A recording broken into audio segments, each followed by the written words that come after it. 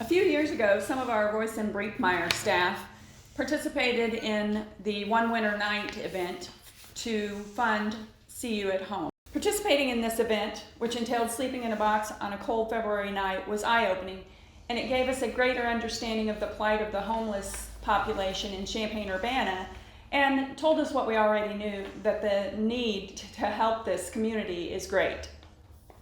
We continued to volunteer annually after that and have continued to do so.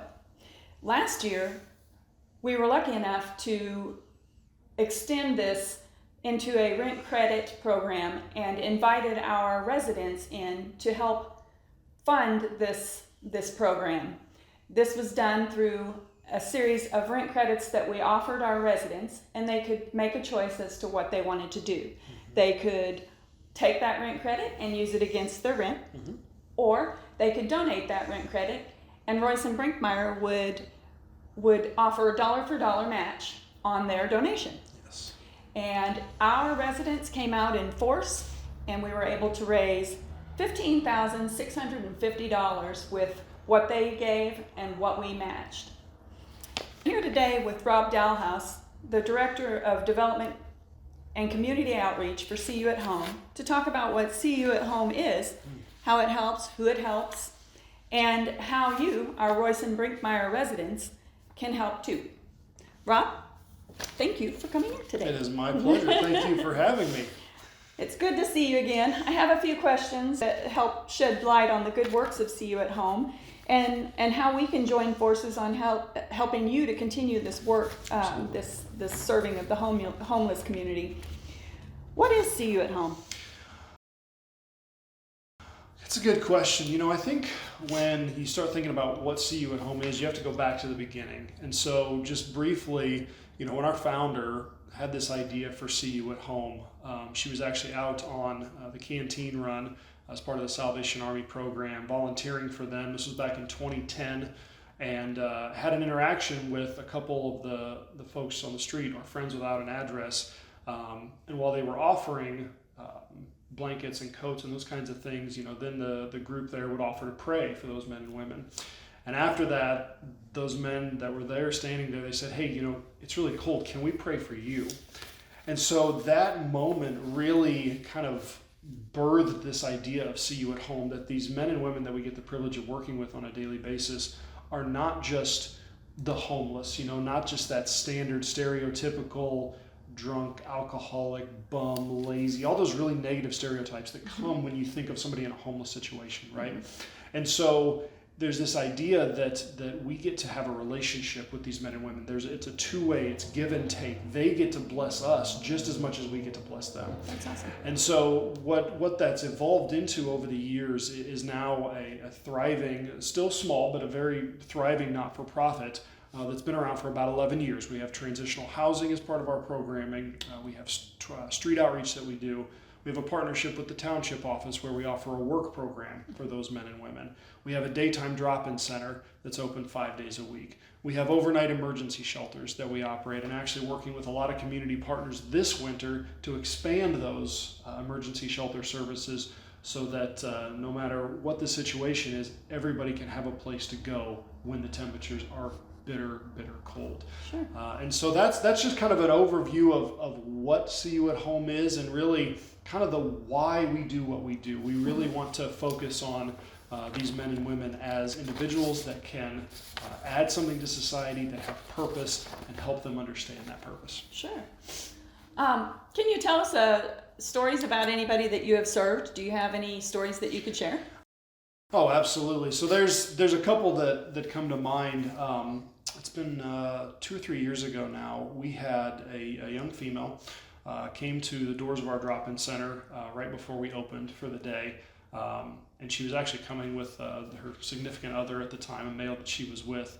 And so through the course of conversing with both of them, we realized that both of them were interested in some sort of detox program, substance abuse program. They both suffered with various drug abuse.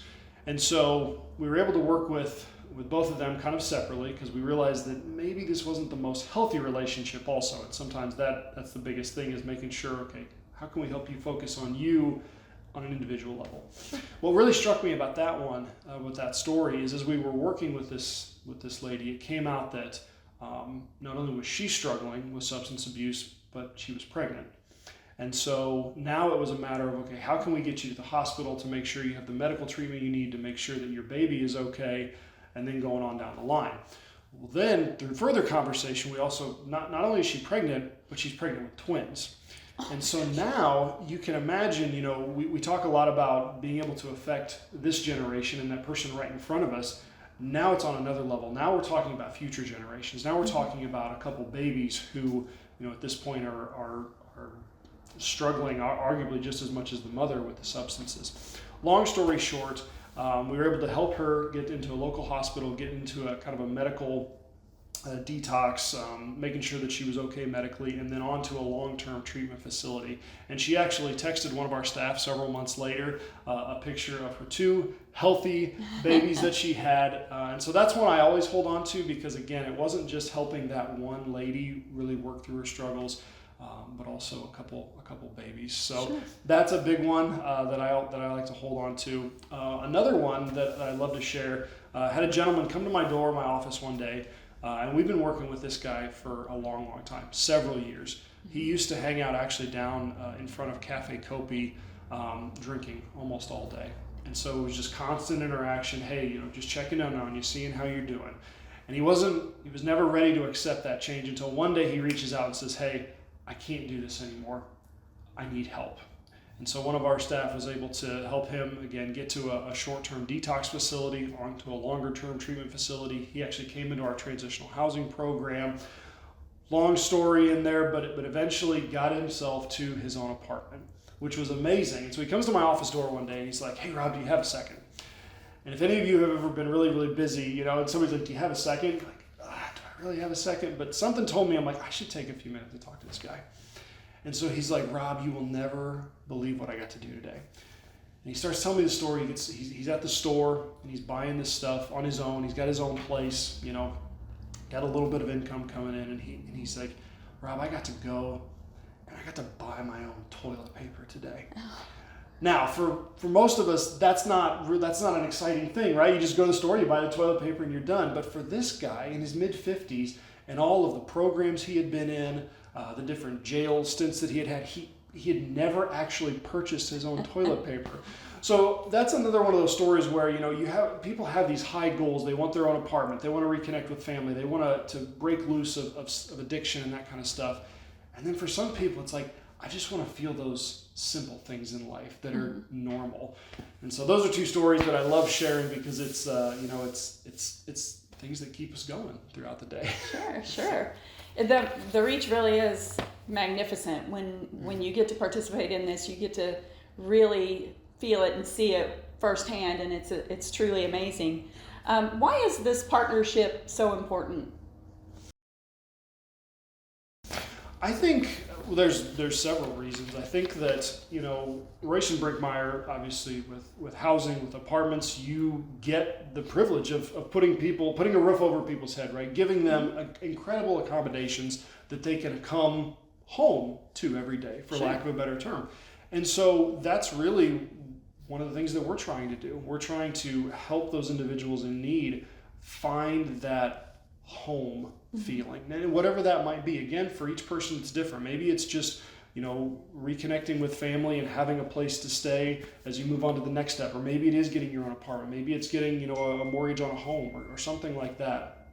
For each person that looks differently, but at the end of the day, it's really trying to provide this incredible experience for someone, and at the end, hopefully they have a place to call their own, and hopefully one that they can be at for a long, long time. So I think that's one reason that the partnership's amazing. Just the passion that comes from the staff. Getting to work with you and Colin, Amanda, just the different staff over the years has been absolutely incredible. You sit across the table and it's like you can just feel the passion. Passionate people bring other passionate people into them. And so that's one thing that I've found to be incredibly great about the partnership. And so and last year, just the residents from Royce and Brinkmeyer coming through in such a huge way. I mean, just the generosity the empathy and the compassion to partner with a homeless ministry, it really blew me away. It really, really did. To see that final number it's hard to put into words. Yeah, it was pretty fantastic. We're very proud of the residents that we have and their giving nature. We've found repeatedly, especially throughout COVID, that we have very loving, caring people living with us, and we're really proud of those residents. I'm going to talk about in just a moment what we're going to be doing this year, but I wanted to ask, outside of these organized things that we're doing, what other things can people do if they want to get involved? Great question. So I would say, let's say right now with COVID, you don't want to get out a whole lot, or you don't want to do a lot of stuff. That's totally okay. Maybe prayer is your thing. We have so many prayer warriors, I call them, that are out there. If that is your thing, I appreciate you lifting us up in prayer. That would be great. Number two, maybe you say, hey, I want to bless the folks at the shelter or the drop-in center with a meal randomly. We have folks that will call in 10 or 20 pizzas and just let us know, hey, I'm going to do this night, and send them over there. That's a great opportunity. Awesome. Maybe you want to host a drive. We have prepackaged snacks that we offer. A lot of times people do a gift card drive, whether that's a $15 or $25 Walmart gift card, $10 fast food gift cards. We can then use those, hand those out to the men and women that we're working with, or those that need a little bit of a help up when they first get into our transitional housing program, for example. That's another great way. Maybe you're ready to get out. Maybe you're ready to get out and do something. So volunteering at our daytime drop-in center, it's open 5 days a week, noon to 5. That is a great way to kind of dip your toe in the water and start to build those relationships with those men and women that we get to serve. One of the best parts of the drop-in center is it starts to help you break down those stereotypes. When you sit across the table from somebody and you start to hear their story, you start to hear the pain and the trauma and all of the heartache that they've went through, you really start to have this new level of empathy for this man and woman that used to just be a homeless person, but now it's John, it's Bridget. That person has a name, that person has a story. That's another really great way to get involved as well. Awesome. Is there anything else that you'd like to share with us today? I think understanding kind of how See You at Home came to be and the passions that we have. One thing I forgot to mention about our founder when she started See You at Home, when she had this experience on the street with those men that I mentioned, she then sold everything she had and moved into Restoration Urban Ministries, a local homeless program, for a year and a half to really understand what those men and women go through on a daily basis. And so when you think of See You at Home, I hope that passion and commitment and those type of things really come from it, because we are committed to working with the most vulnerable homeless, those men and women that society has, for lack of a better term, kind of forgotten. Sure. Sure. And so I would say that as you consider getting involved in this promotion or getting involved with See You at Home in the future, I just encourage you to think about that and see if that's something that really is near and dear to your heart. And if it is, we'd love to get you plugged in. Awesome. So thank you for coming and talking with me. Of course. Royce and Brinkmeyer residents, we're up for the challenge again this year, and we're wanting to know if you are. We are going to do the rent credit program again this year, and details about this are available in the email in which you received this video. So we hope that you are ready and that you are willing to work with us so that we can beat what we did last year and support the homeless community in Champaign-Urbana. Thank you. Thank you so much.